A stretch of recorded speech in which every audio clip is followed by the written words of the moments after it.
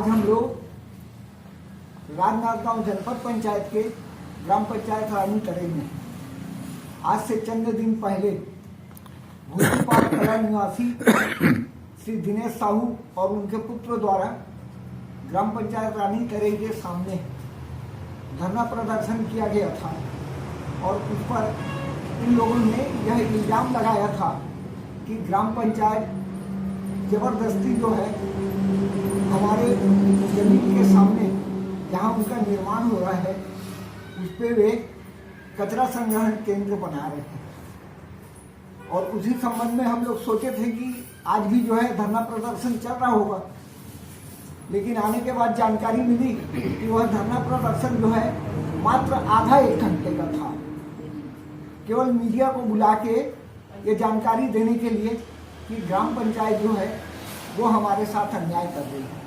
इसी संबंध में हम ग्राम पंचायत रानी तरे आए हैं और सरपंच डॉक्टर श्री राजेंद्र साहू और उप सरपंच महोदय और सचिव साहब और पंच बहनें सब बैठी हैं।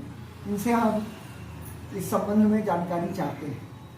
तो आदरणीय सरपंच साहब, आप इस संबंध में जानकारी दीजिए, वो गलत हैं या आप सही हैं? जी धन्यवाद। मैं राजेंद्र कुमार साहू, सरपंच ग्राम पंचायत रानी तरे। विषय ये है कि आज से लगभग 3 माह पहले वीरेंद्र कुमार साहू और नोमेंद्र कुमार साहू के नाम से संयुक्त जमीन खरीदा गया है। पिता दिनेश कुमार साहू भोतीपार कला निवासी, उनके द्वारा लगभग 1 साल पूर्व जमीन खरीदा हुआ है और वो जमीन कृषि भूमि खरीदा है। कृषि भूमि में 3 माह पूर्व उन्होंने जिस समय कर्मचारी हड़ताल पे थे उस समय का फायदा उठाते हुए अपने कृषि भूमि में बिना पंचायत से एनओसी लिए निर्माण कार्य बलपूर्वक प्रारंभ किया, जिसकी सूचना मैं माननीय एसडीएम साहब को 15/9/2022 को लिखित में जानकारी दिया कि सर अवैध रूप से निर्माण कार्य किया जा रहा है, इसमें तत्काल रोक लगाया जाए। माननीय एसडीएम साहब ने बोले कि एक बार आपस में उसको समझा दो ऐसे करके। तो एसडीएम साहब के कहने पर मैं 25/9/2022 को लिखित में निर्माणकर्ता वीरेंद्र कुमार साहू को लिखित में पंचायत द्वारा काम को बंद करने के लिए नोटिस दिया। कौन से तारीख को? 25/9/2022 को।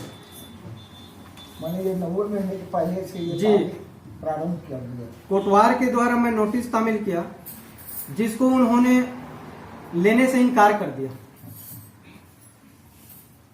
उसके उपरांत बलपूर्वक वो काम करता रहा और लगभग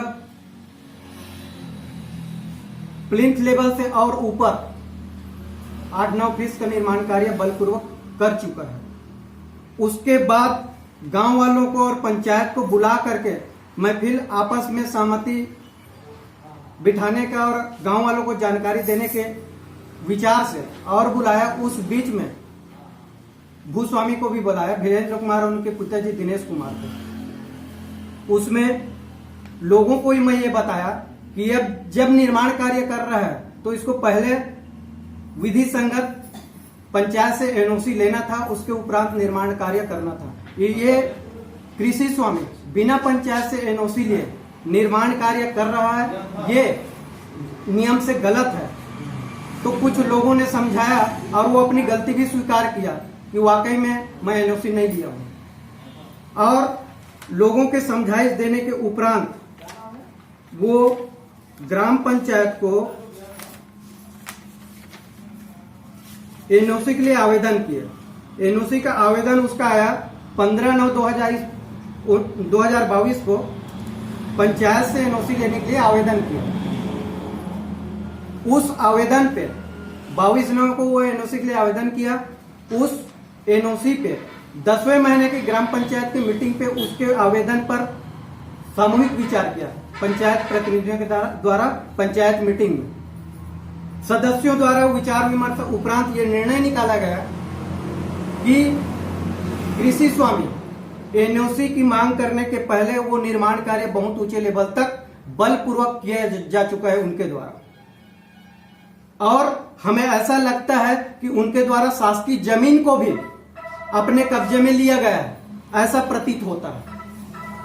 तो सबसे पहले उस जगह का सीमांकन किया जाए और सीमांकन होने के उपरांत उसके एनओसी पे अंतिम निर्णय लिया जाएगा।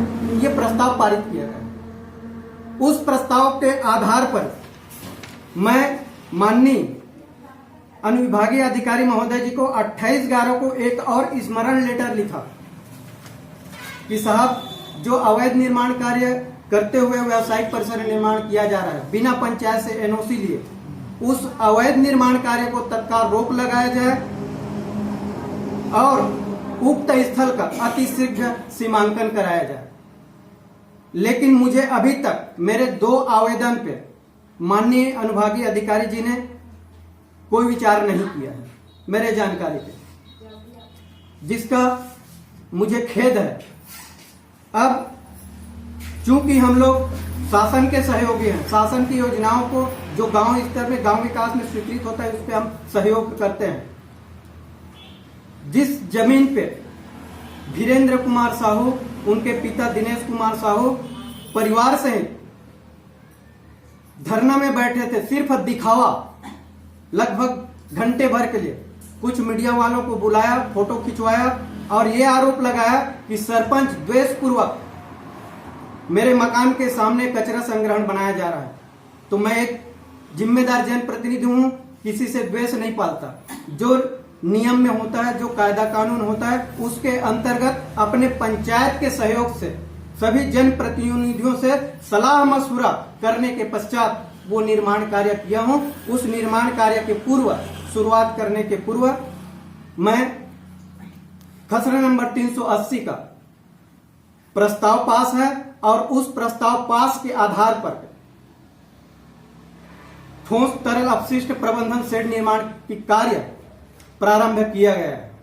ये सोच करके जब वो कृषि भूमि वीरेंद्र कुमार साहू जब ये कृषि भूमि को खरीदा, लगभग साल भर पूर्व खरीदा है, उसके खरीदने के पहले जिस स्वामी कृषि स्वामी का था वो व्यक्ति पहले इस जगह को, जहां पे अभी हम ठोस तरल अपशिष्ट प्रबंधन शेड निर्माण कर रहे हैं, उस जगह को अतिक्रमण किया गया था पहले किसान के द्वारा। उस जगह को हमने सुरक्षित करवाया और वो भी पंचायत और ग्रामवासियों के समझाइश के बाद समझ गया और समझ करके पुराना जो किसान था जिससे ये खरीदा हुआ था वो समझ करके अतिक्रमण छोड़ा और छोड़ने के बाद कुछ दिन बाद वो जमीन को बेच दिया। बेचने के बाद वीरेंद्र कुमार साहू खरीदा हुआ है और खरीद करके बलपूर्वक बिना पंचायत से एनओसी लिए हुए वो जो अवैध तरीके से निर्माण कार्य किया जा रहा है, ये ग्राम पंचायत के अधिकारों का हनन है। इसकी हम निंदा करते हैं। और इसके अतिरिक्त तो कुछ कहेंगे आप? इसके अतिरिक्त मैं ये बोलना चाहूंगा माननीय महोदय जी से, शासन प्रशासन से,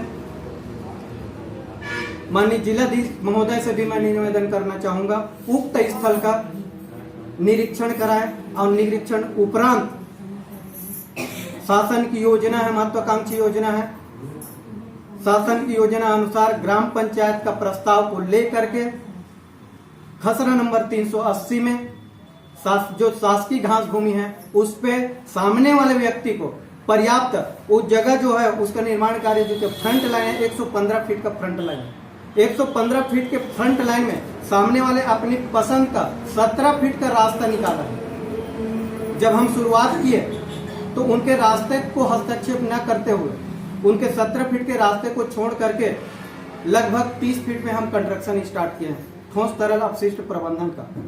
उसके बाद उस व्यक्ति को 68 फीट का और फ्रंट लाइन मिल रहा है जिसमें उसका 6 दुकान ऑलरेडी खुला हुआ है। इतना सब कुछ उनको मिलने के बाद जिसपे पंचायत हस्तक्षेप नहीं कर रहा है, उनकी मंशा ये है कि उस 115 फीट का जो फ्रंट है, जो जमीन लगभग 12 डिसमिल की है, 12 डिसमिल की मूल्यवान कीमती जमीन को वो अपने अंडर में व्यक्तिगत उपयोग करना चाहते हैं, ये उनकी मंशा है।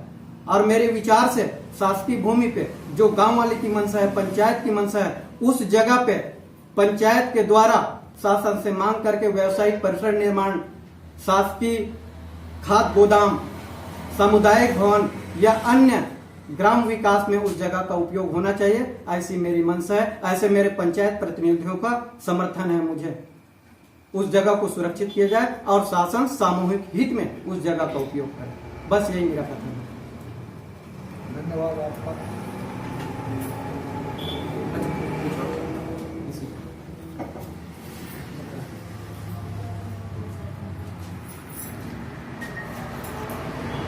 एक चीज मेरे को बड़ा ताजुब लगता है, पंचायत को अधिकार देता है जब भी कोई ग्रामीण स्तर में डाइवर्सन कराए तो पंचायत से एनओसी लेना अनिवार्य है। आवेदक के द्वारा पहले पंचायत में एनओसी के लिए आवेदन दिया गया, कुछ दिन बाद माननीय अनुभागीय अधिकारी महोदय जी के माध्यम से वो डाइवर्सन का पेपर भी हमको जानकारी से मिला है। ये 10/11/2022 को डाइवर्सन का पेपर उसको मिला है। बिना पंचायत से एनओसी लिए और बिना पंचायत का अभिमत लिए राजस्व विभाग द्वारा डाइवर्सन का पेपर दिया जाना मेरे समझ से परे है। बस इसी पे मैं कहना चाहूंगा, डाइवर्सन बिना पंचायत, जबकि कंडिका 1 और 2 में स्पष्ट लिखा हुआ है संबंधित विभाग से अनुमति लेना अनिवार्य है। बिना पंचायत के एनओसी और बिना पंचायत का अभिमत लिए डाइवर्सन कैसे हो सकता है? ये मेरे सवाल है शासन प्रशासन से।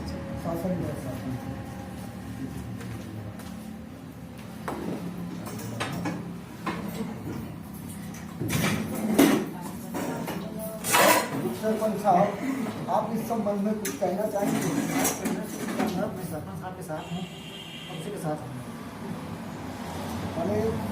सरपंच साहब ने जो भी अपने विचार व्यक्त किए हैं उससे आप लोग सहमत हैं? बिल्कुल, हम सहमत हैं। धन्यवाद।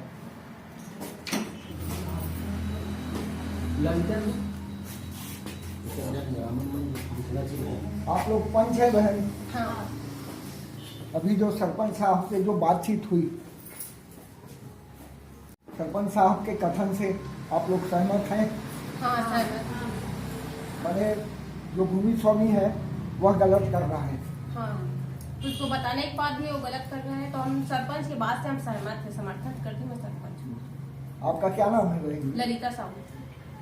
धन्यवाद। आप लोग भी बहन जी सहमत हैं?